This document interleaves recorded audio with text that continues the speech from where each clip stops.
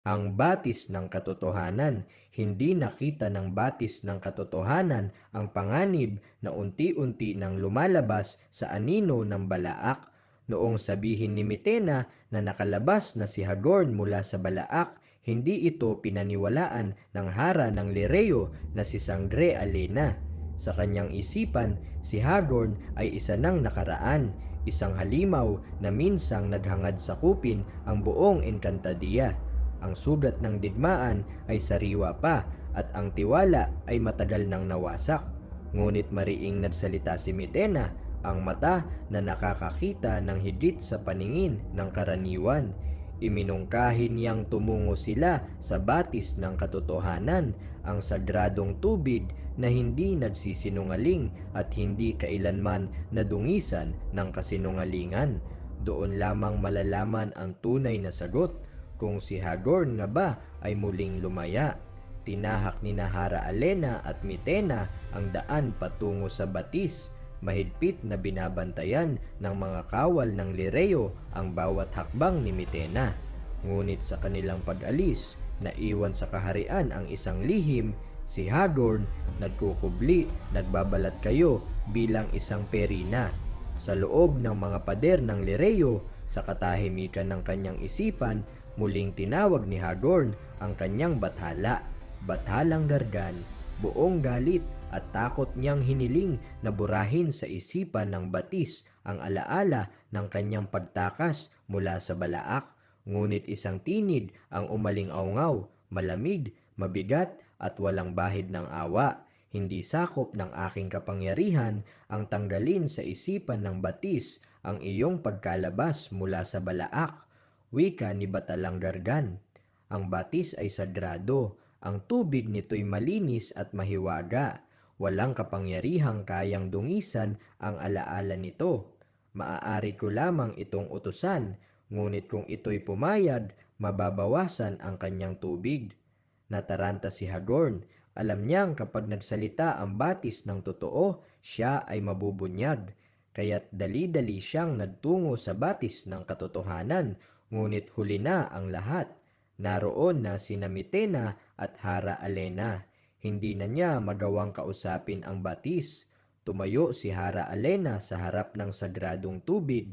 Malamig ang tinid, ngunit puno ng bigat ng nakaraan. Tinanong niya ang batis kung totoo ang sinabi ni Mitena. Bago pa man magsalita ang batis, nabakas sa mukha ang matinding poot, ang galit na matagal niyang ikinimkim laban kay Mitena. Siya ang dahilan ng kanyang mga paghihirap. Siya ang tinawag na taksil ng buong Encantadia noong panahong si Mitena ay itinuturing na kaaway ng lahat. At nang magsalita ang batis, yumanig ang katahimikan. Sinabi nitong hindi totoo na nakalabas si Hagorn mula sa Balaak. Ngunit ang katotohanan, si Hagorn ay malaya na at nagbabalat kayo bilang isang perina sa loob mismo ng kaharian ng Lireo. Kakaiba ang nangyari. Kahit hindi totoo ang binanggit ng batis, hindi nabawasan ang tubig nito. Dito nahayag ang kahinaan ng batis ng katotohanan. Hindi nito nasilayan ang nakaraan ni Hagorn sapagkat ang galit ng batis mismo ang naging tabing sa kanyang paningin. Ang galit na ipinukaw ng mga sugat ng nakaraan ng mga kasinungalingang matagal nang umikot sa Encantadia. Kapag ang tubig ay inalipin ng galit, ito'y nagiging sandata ng pagkawasak. Ngunit kapag ito'y ginabayan ng karunungan, nagiging bukal ng buhay. Ang kapangyarihan ay nasusukat hindi sa bagsik, kundi sa pagpipigil.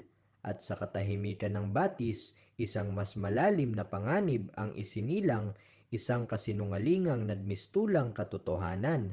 Umalis sina Hara Alena at Mitena sa batis ng katotohanan na may bigat sa kanilang mga puso. Ang sagot ng batis ay malinaw, ngunit mali. Sa mata ng Lireo, hindi nakalabas si Hagorn mula sa Balaak. Ang tubig ay nanatiling buo, hindi nabawasan at walang bakas ng kasinungalingan. Para kay Hara Alena, sapat na iyon upang ipagpaliban ang pangamba. Ngunit para kay Mitena, may mali, may kulang, may hindi umaayon sa galaw ng kapalaran. Habang sila'y naglalakbay pabalik sa kaharian, nakaramdam si Mitena ng panginginig sa kanyang paningin. Ang kanyang mata, na sanay makakita ng landas ng kapalaran, ay biglang dumilim. Ang mga larawan ay nagkawatak-watak, tila may puwersang pumipigil sa kanya. Sa loob ng Lireo, nagtagumpay si Hagorn. Sa anyo ng isang perina, tahimik siyang nakihalo sa mga diwata. Walang sino man ang nakakilala sa kanya. Ang kanyang mga matay puno ng tagumpay, ngunit ang kanyang isip ay abala sa isang bagay, ang galit ng batis. Alam niyang pansamantala lamang ang kanyang kaligtasan. Sa kailaliman ng kanyang budhi, muling umaling-awngaw ang tinig ni Batalang Gargan. Hindi kasinungalingan ang iyong kaligtasan, Hagorn, ngunit ang galit ng batis ay may kapalit. At dumating ang kapalit. Sa kalaliman ng gubat ng Lireo, ang batis ng katotohanan ay kumulo. Ang dati malinaw at tahimik na tubig ay nagkaroon ng maitim na alon. Hindi ito nadungisan, ngunit ito'y nasaktan. Sa unang pagkakataon sa kasaysayan ng Encantadia, nagduda ang batis sa sarili nitong alaala. At sa sandaling iyon, may nakita ito. Isang anino na humihiwalay mula sa balaak, isang figura na hinuhubad ang balat ng pagkakapiit, isang nilalang na nag-anyong liwanag upang magtago sa dilim, si Hagorn. Ngunit huli na, ang galit ng batis ay naging tanikala. Hindi nito magawang ituwid ang kasinungalingang lumabas sa kanyang bibig. Ang tanging nagawa nito ay ipadala ang babala sa hangin ng Encantadia. Isang bulong na tanging ang may tunay na mata ang makakarinig. Sa gitna ng gabi, nagising si Mitena sa matinding kirot sa kanyang paningin. Sa kanyang isipan, nakita niya ang larawan ni Hagorn. Nakangiti, nakatayo sa puso ng Lireo. Hindi na siya nag-alinlangan. Agad siyang humarap kay Hara Alena at nagsalita ng buong tapang. Ngunit muli, ang anino ng nakaraan ang humarang sa kanyang mga salita. Ang alaala ng kanyang pagiging taksil ay muling bumangon sa isipan ng Hara. Ang sugat ng dating digmaan ay muling nagdugo. At sa likod ng lahat ng ito, si Hagorn ay kumikilos na. Isa-isang nawawala ang mga bantay ng kaharian. Ang liwanag ng Lireo ay humihina sa mga gilid ng gubat. May kapangyarihang unti-unting sumisipsip sa sidla ng lupa. Ang balaak ay muling humihinga at sa isang lihim na dambana lumuhod si Hagorn. Panahon na, Batalang Gargan, bulong niya. Ang kasinungalingang tinanggap bilang katotohanan ang magiging susi ng pagkawasak.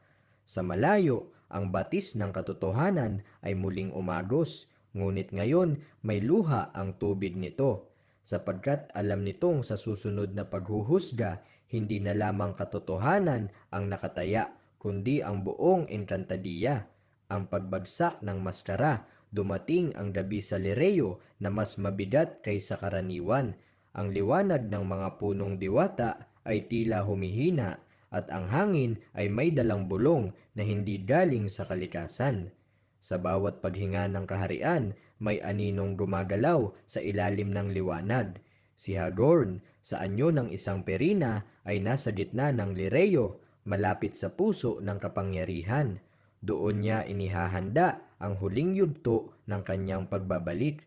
Ang kanyang tagumpay ay nakasalalay sa isang bagay, ang paniniwala ng lahat na siya ay wala pa rin sa mundong ito.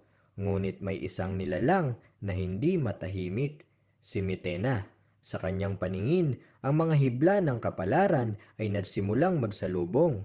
Ang mga larawan ay hindi na pira-piraso, unti-unti na itong nagiging malinaw. At sa gitna ng lahat ng iyon, iisa ang hugis ng anino, si Hagorn. Sa kabila ng pagdududa, nagpasya si Mitena na suwayin ang utos ng Hara. Tahimik siyang nagtungo sa lugar kung saan unang naramdaman ang pagbabago sa daloy ng lupa, sa gilid ng gubat na unti-unting tinatamaan ng hininga ng balaak. At doon niya nakita ang hindi dapat makita, isang perina na hindi sumasalamin sa liwanag. Sa sandaling nagtagpo ang kanilang mga mata, bumagsak ang katahimikan. Ngumiti ang perina, isang ngiting hindi likas, isang ngiting matagal nang kinilala ni Mitena. Dahan-dahang naglaho ang balat ng pagkukunwari, ang mga pakpak ay nag-itim, ang liwanag ay naging anino, at sa harap ni Mitena bumalik ang anyo ni Hadorn, ang nilalang na minsang nagdulot ng pagkawasak sa Encantadia. Huli ka na, mata, malamig niyang wika. Pinaniwala na ako ng batis. Ngunit bago pa man makilos si Mitena, gumalaw ang lupa. Isang marka ng balaak ang sumiklab sa ilalim ng kanyang mga paa. Napaluhod siya sa sakit at sa isang idlap, nagbukas ang kalangitan. Naroon na si Hara Alena. Ang kanyang pagdating ay may dalang liwanag ng Lireo at galit ng isang pinunong minsang nilinlang. Humarap siya kay Hadorn, hindi bilang Hara, kundi bilang isang sangre na nakaranas ng digmaan at pagtataksil. Ikaw, mahina ngunit matalim ang kanyang tinig. Ang batis, ngumiti si Hadorn. Nagkamali ang batis, tugon niya, at ang pagkakamaling iyon ang nagbigay sa akin ng oras. Sa malayo, umalon ang batis ng katotohanan. Ang tubig nito'y kumislap, tila may hinahanap, tila may nais itama. Sa unang pagkakataon, narinig ni Alena ang bulong ng batis sa kanyang puso, at doon niya naunawaan ang galit ng batis, ang tahimik na kasinungalingan, ang kahinaang hindi kailanman naisip ng sinuman. Nagbanggaan ang liwanag ni Alena at ang dilim ni Hadorn. Umaling-awngaw ang lupa at ang mga puno ng Lireo ay yumuko sa lakas ng kanilang kapangyarihan. Ngunit sa gitna ng labanan, tumawa si Hadorn. Hindi ninyo ako mapipigilan, sigaw niya. Ang balaak ay muling magbubukas at sa pagkakataong ito, ang Encantadia mismo ang magiging bilangguan. Sa isang kisap mata, nagbukas ang lupa at hinigop si Hadorn ng dilim, hindi bilang pagtatalo kundi bilang pag-atras. Naiwan si Mitena at Hara Alena sa gitna ng wasak na lupa at mabigat na katahimikan. Sa malayo, isang bitak ang lumitaw sa daloy ng batis ng katotohanan. Hindi pa ito ang wakas. Ito ang simula ng digmaang hindi na kayang pigilan ng katotohanan lamang. Ang pagmulat ng batis ng katotohanan. Matagal na panahon na hindi gumalaw ang batis ng katotohanan. Ito'y umagos lamang, tahimik, malinaw at sagrado. Ngunit sa gabing iyon, unang beses itong nagising.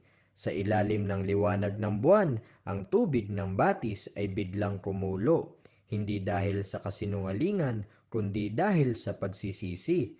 Ang galit na minsang bumalot sa kanyang alaala ay unti-unting naglaho at kapalit nito'y isang mabigat na pag-unawa. Nagkamali ang batis. Sa kauna-unahang pagkakataon, nakita nito ang sarili, hindi bilang hukom, kundi bilang saksi na nadala ng damdamin. At sa sandaling iyon, bumukas ang kanyang paningin. Ang mga alon ng tubig ay naging mga salamin ng nakaraan. Ipinakita nito ang pagkalagot ng tanikala ng balaak, ang aninong lumabas mula sa kulungan, ang nilalang na naghubad ng anyo at nagbalat kayo sa liwanag ng mga perina. Si Hadorn, umalingawngaw ang tinig ng batis sa hangin ng Encantadia, hindi malakas, ngunit malinaw sa mga pusong handang makinig. Isang tawag na hindi para sa lahat, kundi para sa iilan lamang. Narinig ito ni Mitena. Napahilam ang kanyang mga mata habang ang kanyang paningin ay muling nagningning.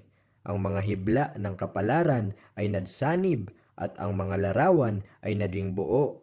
Hindi na siya nag-alinlangan, ang katotohanan ay tuluyan ng nahayag. Sa puso ng Lireo, narinig din ni Hara Alena ang bulong ng batis, hindi sa kanyang tainga, kundi sa kanyang dugo bilang isang sangre. Ang bigat ng kanyang paghatol ay bumagsak sa kanyang dibdib. Ang batis ay hindi nagsinungaling, ito'y nagalit, at sa galit na iyon, nabulag ito. Ngunit ngayon, Ang batis ay muling tumayo bilang tagapangalada ng balanse. Ang tubig nito'y umagos palabas ng kanyang pampang, dumaan sa lupa ng Lereo at iniwan ang tanda ng paggising. Ang mga punong diwata ay muling nagliwanag at ang lupa ay huminga. Sa kailaliman ng Balaak, naramdaman ni Hagor ang pagbabago. Ang dilim ay tumibot. Ang mga marka sa kanyang katawan ay kumislap. Alam niyang ang oras ay hindi na niya kakampi. At sa likod ng lahat ng ito, isang mas matandang puwersa ang gumalaw. Isang kapangyarihang mas matanda pa sa mga bathala. Sa pamagitan ng batis, hinamon ang kapalaran. Hindi na sapat ang pagtatago. Hindi na sapat ang kasinungalingan. Ang katotohanan ay gumising na at sa paggising nito may kailangang managot.